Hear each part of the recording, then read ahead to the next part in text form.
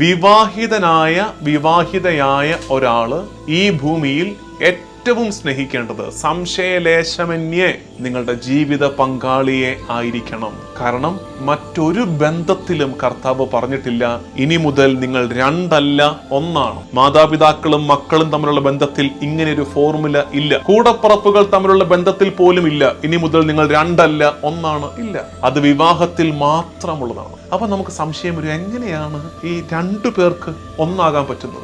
ക്രിസ്തീയ വിശ്വാസത്തിൽ അത് പറ്റും. നമ്മൾ വിശ്വസിക്കുന്നത് ത്രിത്വൈക ദൈവത്തിലാണ്. നമ്മളുടെ ഒരു അശ്രദ്ധ കൊണ്ടോ ആവശ്യമില്ലാത്തൊരു വാക്കുകൊണ്ടോ മറ്റൊരാളുടെ ദാമ്പത്യം ഉലയരുത്. പ്രത്യേകിച്ച് ഈ ഭർത്താവിന്റെ അപ്പൻ അമ്മ, ഭാര്യയുടെ അപ്പൻ അമ്മ, ഭർത്താവിന്റെ കൂടപ്പിറപ്പുകൾ, ഭാര്യയുടെ കൂടപ്പിറപ്പുകൾ, അവരൊക്കെ ശ്രദ്ധിക്കേണ്ട ഒരു കാര്യമാണ്.